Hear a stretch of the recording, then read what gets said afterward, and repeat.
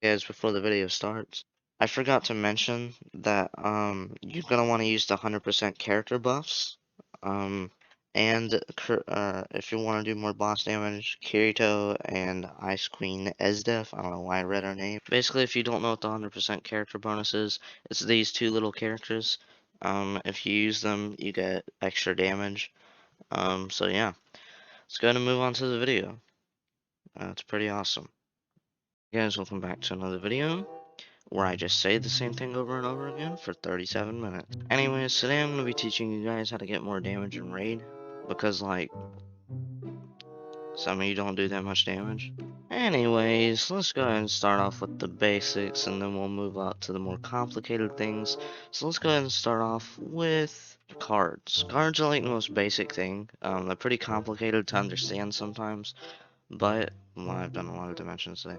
Anyways, you want to get good stats on your cards, and obviously, that's obvious. So, either go in the description or the video in the top right corner of the screen, is gonna have the fastest way to get cards and the best stats to have on cards. And just go watch one of those two videos, or both of them. I prefer that, because, like, you learn a lot. Once you do that, that'll help you get some stronger cards, and that helps you do more damage. You obviously won't have cards like this from, like, a day of playing. That's gonna take, like, tons of months of playing. But then you got your accessories. This is also pretty important, but the best accessory for boss damage is the maneuver gear and let's see, where is it? The devil wings. Now, the devil wings and the maneuver gear give the same bonus stats. It's just the devil wings are like way harder to get. So just try and get a maneuver gear and raid.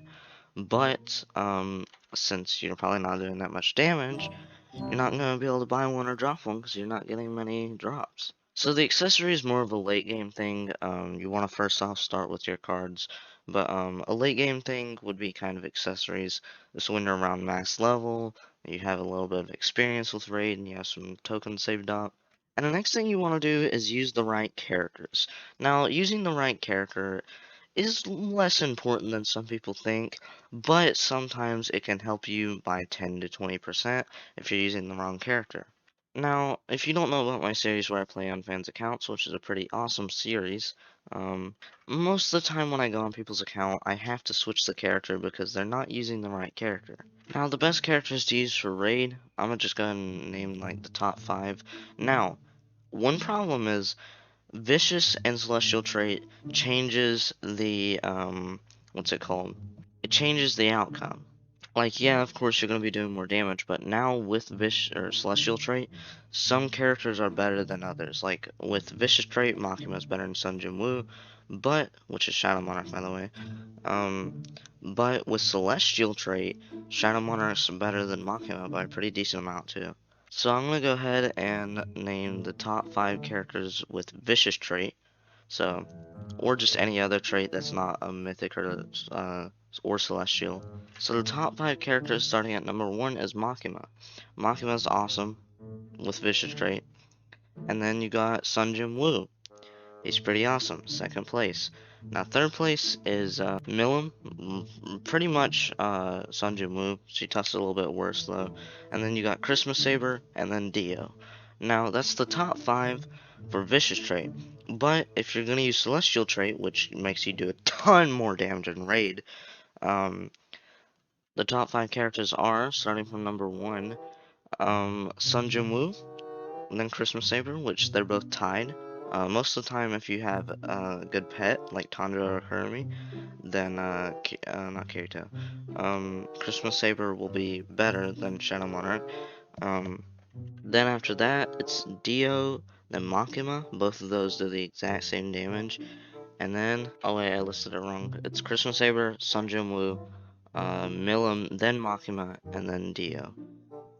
Top 5. Pretty cool, right? Probably. Probably not. Can't be too probably. It's not cool, dude. Anyways, next up, when you're getting your raid tokens, instead of actually focusing on your accessory, which you do want to buy one accessory, even if it has bad stats, just stick with it for a while. I recommend getting Maneuver Gear because it's meta for the new dimension, which is nice, and it's meta for raid, boss rush, pretty much everything except for time challenge. What was that? That was off camera, but that sounded like a boomerang. What the fuck? I heard it over here. What was that? Huh? What the?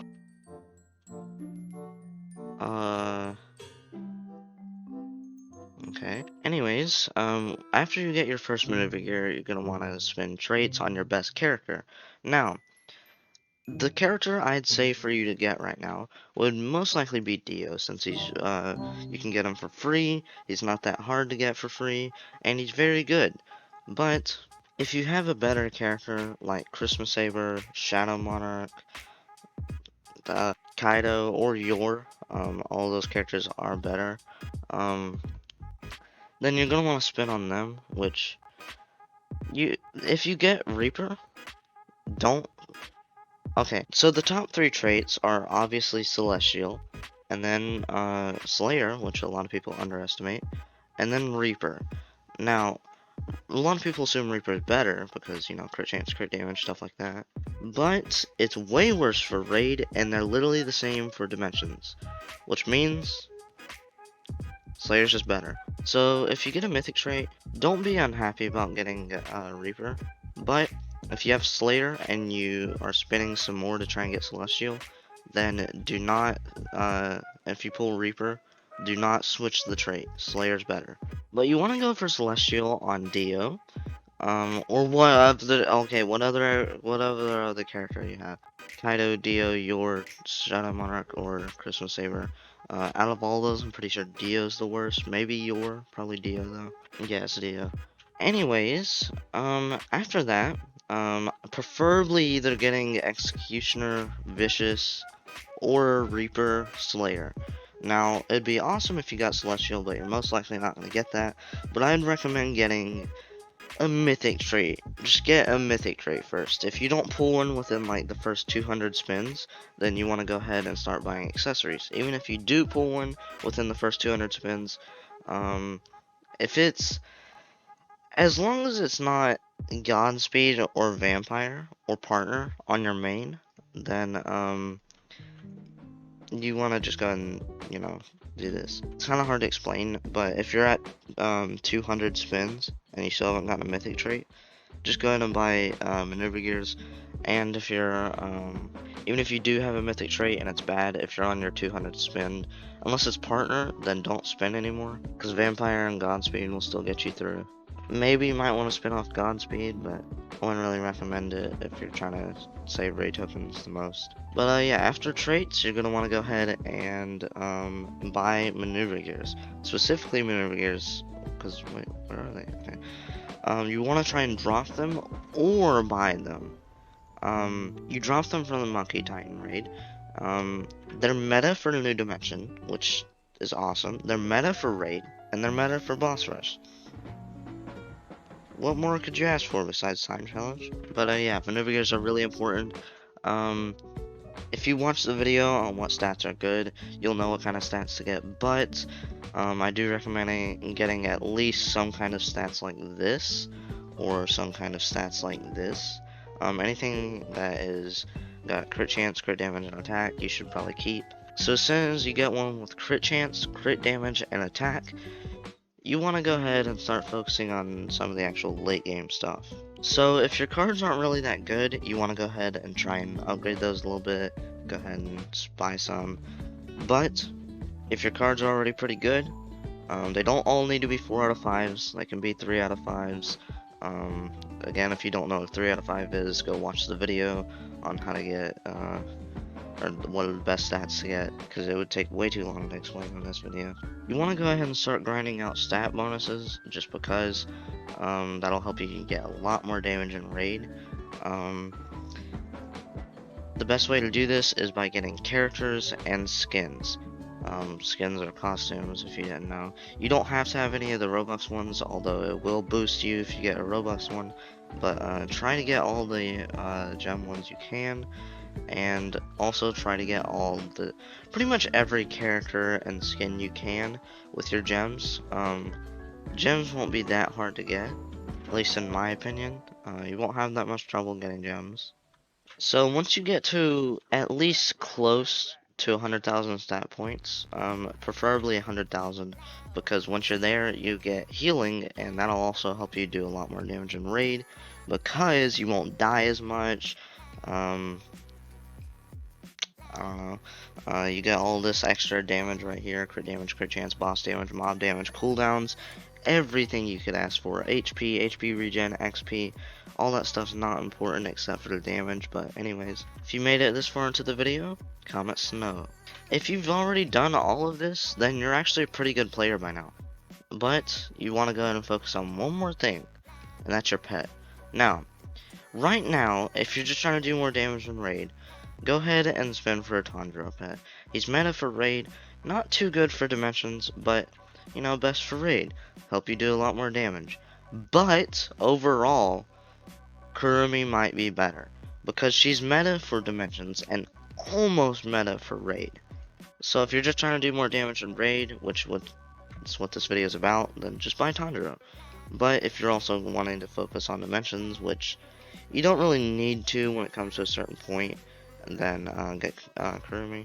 But if you've done all of this, you want to focus on like the very last late game thing. So you want to go ahead, if you don't have Celestial, you want to go ahead and get it on your best character.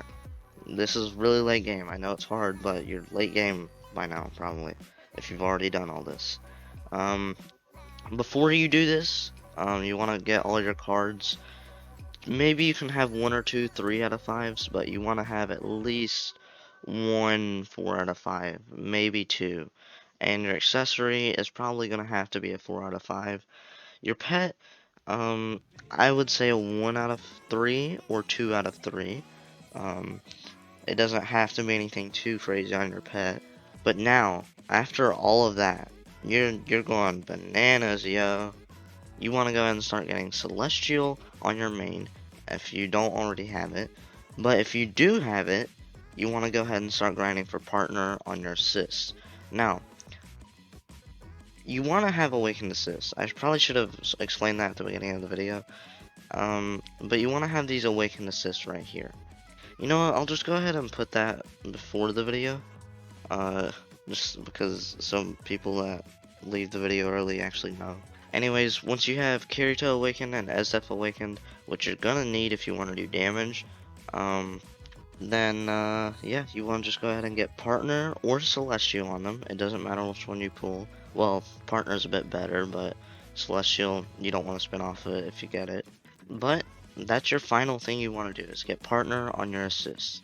Now, once you've done that, you're pretty much set. You just want to keep upgrading your cards, keep upgrading your accessory, keep upgrading your pet. Of course, you want to spend gems after you get 100,000 stat points on Boss Rush to get more cards, maybe drop more accessories, maybe drop characters. If you want, you can start collecting these. If you're trying to get better, I wouldn't really recommend collecting these, but if you want, you can collect them. But yeah. This is basically just a guide on how to do more damage and get better overall. Because if you're doing more damage in raid, then you're going to be doing more damage everywhere else. Probably, at least. The stuff I explained at the beginning of the video, which is kind of complicated how explaining how I'm going to edit the video. After this video is recorded, I'm going to go in and record another clip of me saying, before the video starts, guys, this is actually like, I forgot to mention that you need to use 100% character buffs and these Awakened Assists. Now let's move on to the awesomest awesome video. But you guys already know I did that because that's in the video. So, anyways, if you actually ended up doing all this, you're a really strong player. Like, really strong. Like, hardcore, yeah. Of course, a lot of people don't understand this. You do not need VIP. It's just VIP. 10% extra XP. Come on. That doesn't mean if you're level 100, you'd be level 110. Okay, because of the level scaling. If level didn't scale, oh my god, people would be like level 20,000. A level, oh wow, okay, wow. Anyways, if you have any more questions, make sure to join my Discord server, link in the description. Um, go to the advice channel. And either pros or me. Me will answer your questions. Me will answer. Me will help. Um, Also, if you guys don't know, I have a team for Anime Dimensions. You can join it for free now. You used to have to do a certain amount of damage to join. But if you do want to help with boss killing and speedrunning, you do have to apply for that because we're not going to bring like weak people to try and get world records and stuff. That sounds like so. I'm the higher up boss, and you're not important. Anyways, I'll see you guys in the next video where I juggle a lot of things. Oh, not like that. I juggle like a. You know the bowling pins? I juggle a ton of those. I juggle like 9. And it was crazy. I got 20 million views. 20 million. Let's sit in silence for a moment. I do this sometimes. Okay, goodbye.